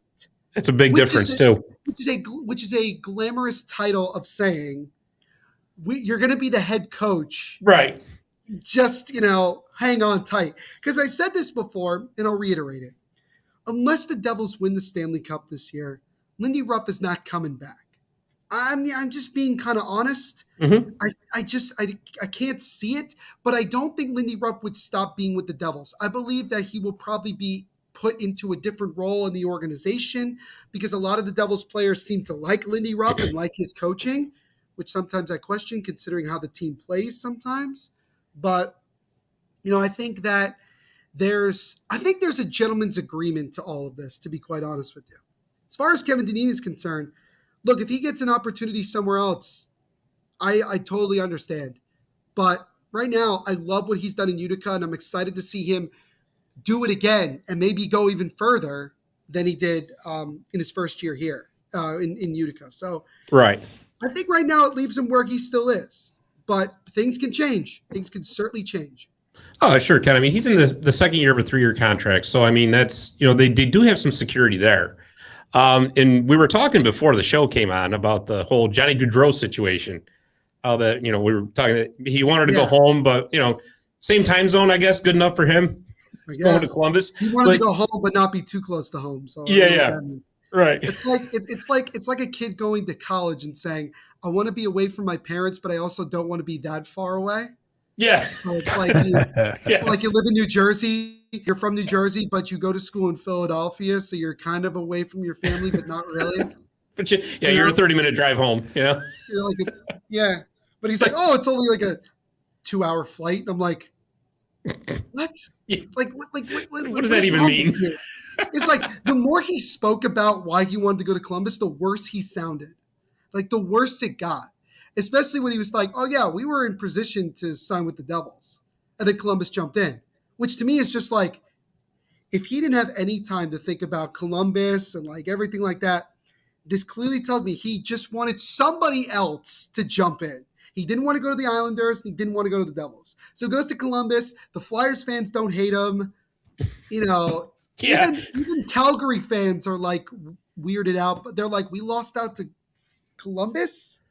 Well, at least we'll never hear from him again. And I mean, shout out to the Flames, by the way, for having one of the better off seasons, which is kind of hard, which is crazy to think about because you lose Johnny Gaudreau and Matthew Tkachuk, but you get Mackenzie Weegar, Jonathan Huberdeau. Yeah. You at the last second you pull Nazem Kadri out of nowhere. That's still a relatively competitive team. Even though I think that was way too much term for Kadri. But anybody who was getting Kadri was going to get him on a stupid no doubt contract. about it. The Islanders probably would have given him a ridiculous contract. Oh yeah, somebody was going to give up that ridiculous contract, no doubt about it. Yep. But I want to close just because I was kind of I was segueing into that article you wrote about which you haven't looked at yet. I didn't know until I mentioned it. I know. I got to look at it tonight. You retweet a lot of my stuff, so you know. Hey, listen, it's all about those socials, right? But you gotta make sure to give me a like at the bottom of the article when you look at it. Oh, absolutely. You know I will, pal. You know that. I appreciate it. Not after you read it. Yeah, right. See, now you both got to read it. You both got to give me 2 minutes. All right.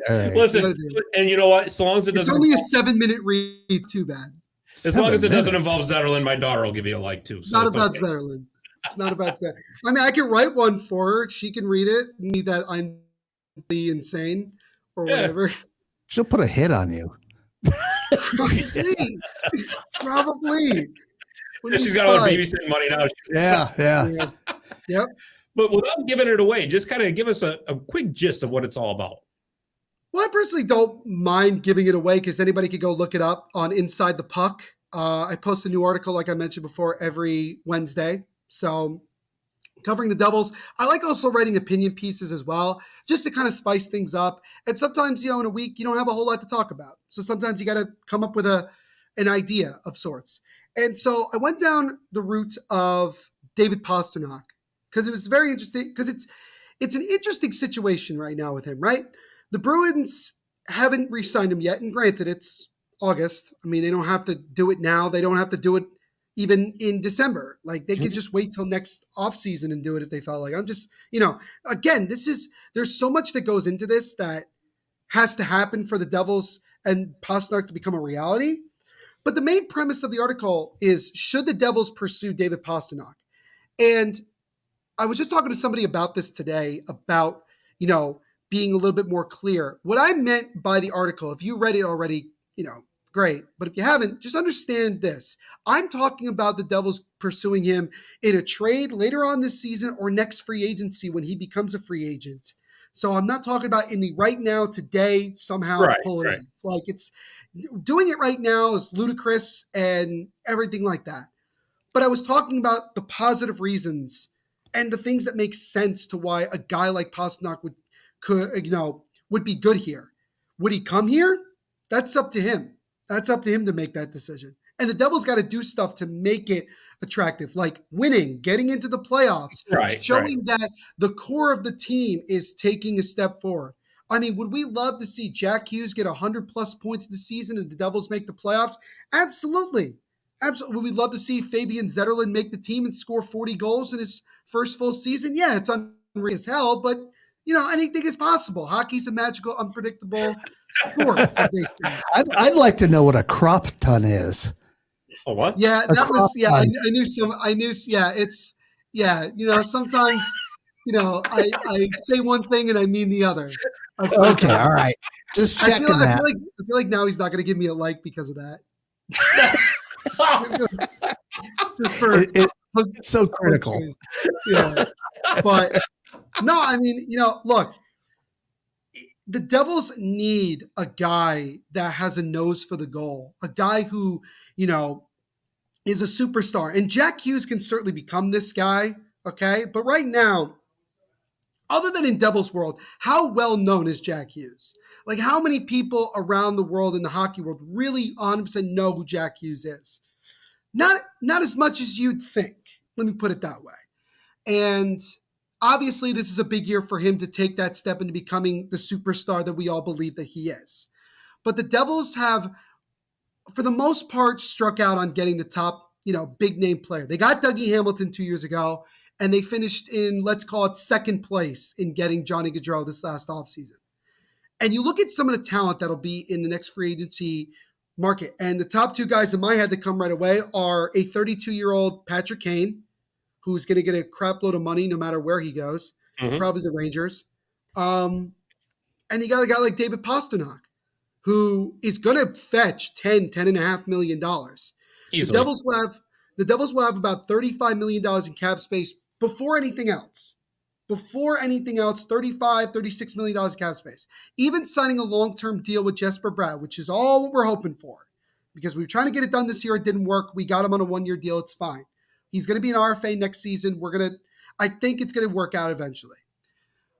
But after that, you could still pay Posnock the money he wants. And you could still be put in a decent position. And at some point, you have to start making those moves to try to win. Like you've solidified the core. Now build the team around them. And Posnock would obviously be a part of that core because he'll be 27, 28 by the time he gets himself, by the time he becomes a free agent. And he's a superstar in this league. And he's a great personality. He's on so many commercials. He's a recognizable face.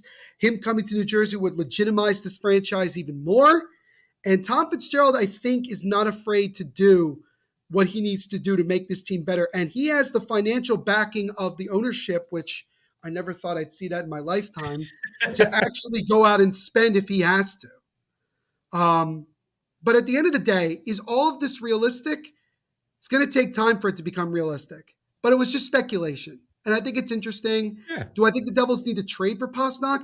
The only way that they trade for Posnock is for a couple of reasons. One, the Devils are in a playoff spot looking to make that major push.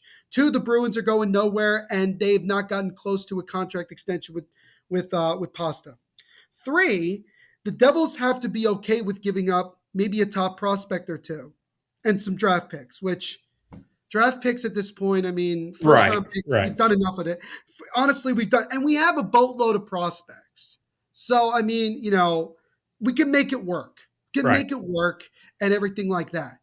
And also, if you do make that trade, you got to hope that there's a contract extension with it right away. Like it's got to be. There's got to be. Yeah. You got to have it done then. Because then you solidify it then. You don't have to worry about it in free agency, all that stuff. But if he does get the free agency, in my opinion, I think you make the full court press. I really do. I really absolutely think you do that. Because can you imagine a line, just talking, speculation again. Can you imagine a top line for the Devils of Posnock, Jack Hughes, and Alexander Holtz for a long time? Wow. We talk about the perfection line in Boston, right? We've heard it for years. Right. This is like the improbable line, I guess you'd say. Or something like that, It's the unbeatables, right? You imagine if you're a defense having to go up against those three guys on the line, all the time. Yeah, It'd be a nightmare. Yeah, that's crazy. Be a nightmare with Jack Hughes' credible passing ability and the goal scoring prowess of Posnock and Alexander Holtz on the wings. And absolutely. Again, Holtz has got to get going. We're counting on him to be that goal scorer. The Devils were one of 6 teams that didn't have a player have 200 shots or more this season. And every team that didn't was really bad. Except the Islanders, only because they had such a terrible start to the season. So it was kind of in there. But would it have changed anything to get 1 or 2 guys 200 shots? No, because guys like Bratton, Dougie Hamilton were not that far off from it. But it does go a long way. And the Devils haven't had a 30-goal scorer since 17-18 when Taylor Hall was there. So wow. Didn't realize it was that long. They need this. I thought he was talking about the year. That's like, damn, hockey was way back. That's it. But again, a lot of it speculation, and it's all about a lot has to happen. The Devils got to get going. They got to focus on the team they have now. But that would just be kind of a fun article. And Posnock, apparently, he was interviewed by a Czech website recently. The article came out a couple of days ago, and it was loosely translated, which is always tough to translate. It wasn't even just like Google Translate. It was like you try to translate it on Twitter. I don't know how they do that. But okay. I didn't know they did do that. Here's the thing. If you're trying to translate, you'd much rather have somebody that's like can speak that language and understand it and translate it that way. But the loose transfer of it was – Posnock has been in the league for 9 years, and he's regrets some things because he hasn't won anything yet. And right now he's just focusing on being healthy for the upcoming season. Apparently talks between him and the Bruins have basically been put on pause because the Bruins have also tried to make some other moves, like they brought back Bergeron. They brought back from overseas David Krejci. The old core is back for at least another go-around. Mm-hmm. But how much longer can that core last? Yeah. And how much more can Posnock be like, I'm okay with getting in the playoffs, but not winning anything? Now, you look at it from the Devils' perspective, why the hell would he go from that to us, where not only have we not won anything, we've made the playoffs once in the last 10 years. But a lot of it depends on how the Devils perform this season, where everything is by that point, all this stuff. But I thought it was a really interesting point to make. It was an article that I've wanted to write for a while, because back in June, I believe it was, there was a report from The Athletic that came out about the fact that David Posnock reportedly did not get along with their general manager, Don Sweeney. And that created all sorts of, news and stuff like that. I know that Posnock's agent said that was not true, and he doesn't know where that came from, which I always look at that stuff and say, wherever there's smoke, there's fire. Like there has to be something that created that. But I remember a lot of people bringing up to say the Devils make sense as one of those teams. If you're looking for Posnock to go somewhere, they make a lot of sense. The same thing was said about Alex DeBrincat, Johnny Gaudreau, Kevin Fiala. We were rumored for every big-time player in the free agency and trade markets this past year. It's a good chance we're in it again next year, depending on how things go. So it's all speculation. Would I love it? I love Posnock. He's one of my favorite players in the game, not as just a player, but a personality. I love the dude. But a lot has to happen for that to become a reality. But it would be crazy if a year from now we're sitting here and it does become a reality. It would be pretty remarkable. But that was the article I wanted to write. And again, Inside the Puck, the article is titled, "Should the Devils Pursue David Posnock?" So that was the article. Well, if you follow my socials, you're going to see it out there, because it's going to be a point of mine. As soon as this show's over, I'm going to go check it out. And I will say, like, for Alexander Holtz, I watched a lot of him in Utica last year, and at the start of the season, he was not very good defensively. As the season went on, he got a lot better. So the point I'm making here is, with him, if the Devils aren't going to play him in the top 6, they should probably maybe send him back down to Utica, let him develop a little bit more. That's just my opinion. This is but a really needless good, to say, this is a huge point, season Scott. for the Devils. It's a really good point, Scott. I mean, again, we talked about it in Devils World again, that we want Alexander Holtz to make the top 6. But if he can't make it, there is no point in him being on the team. And that, unfortunately, is where then, if there are trade rumors that come out, later on in the season, he might be one of those guys involved, because it's like, well, he can't crack the top 6. If he's not cracking the top 6, he may not fit here. It's a tough. Yeah. It's unfortunate. It really is. Unless, I will say this: if Alexander Holtz makes the top 6, somebody on that top 6 is going to get traded. It's going to happen. Right. And it probably got to have room. It probably won't be Mercer, because he just started. It'll probably be Sharon Govich, because he's kind of the odd man out. Andreas Janssen as well could be on the way out. He probably will be gone regardless. I don't know if Sharon Govich could do well on a third line with a guy like Eric Holla. Maybe he can, because if you got goal scoring in your first 3 lines, you got a deep team offensively. So it's gonna be interesting. But I'm expecting Holtz to make the team. That is my expectation. Yeah, me too. I want him to come out like a house on fire, and I want him to dominate the league. Because if we have a guy who's the second coming of David Posnock, there you go. We don't need to do anything then, do we? Right. Exactly. So, and I will mention that he does model his game after Posnock. So there's something for that. Now I just wonder if he drinks Duncan just like David Posnock. We'll suffice to say, a huge season coming up for the Devils. My friend, this has been so much fun. I every time you come on, it's just I end up dehydrated because I laugh so much. It's such a good time. Once again, tell us where we're going to find you on the socials. Yeah, so you can follow me on my personal socials, Twitter at THENVPSHOW, and my personal Instagram at NVPQB11. Also on my profile, you'll see a link tree to all the stuff that I do. So if you want to check out anything that I in my career, you can certainly go and take a look.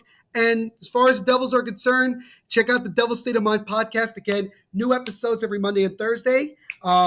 We're getting 200 plus downloads an episode right now. Like, we are really rocking and rolling. It's one of the most listened to shows on the network, which has been absolutely phenomenal. We get listeners all over the world that listen to the podcast. So we are now an international podcast, which is great. Again, new episodes every Monday and Thursday. So I'll have a new one out tomorrow. You can follow the podcast on Twitter at Devil's State, Instagram at Devil's State of Mind. And also, if you still somehow have Facebook, make sure to like us on Facebook as well. And all the social media stuff and everything, that's all me. So when you're interacting with the podcast, you're interacting with the hosts themselves. And awesome. Go check it out. And like I mentioned before, go check out Inside the Puck is where I'm going to do all my hockey article writing. It's still a work in progress, as I was just mentioned. I was just reminded again. Still a work in progress. That's what happens when I don't. This is what happens when I don't get my editor involved. So I do apologize for that. But go check it out. Again, new articles talking about the Devils and all things Devils on every Wednesday. So check that out as well. But as always, guys, thank you so much for having me on. I love coming on here and chatting with you guys. And as always, you guys can have me on whenever you like. Absolutely. And you'll definitely have to come back on again sometime because, like I said, it's just way too much fun. That was Neil Villapiano, the host of the best Devils podcast out there, the Devil's State of Mind podcast. Well, that's all we got for this week. I want to thank everybody for listening, watching, commenting. It's been a really fun show interacting with everybody. So for Neil Villapiano, for Dave the Save Warner, I'm Scott Kinville. Thanks for listening, and we'll see you next week on Marty's Illegal Stick, a hockey history podcast.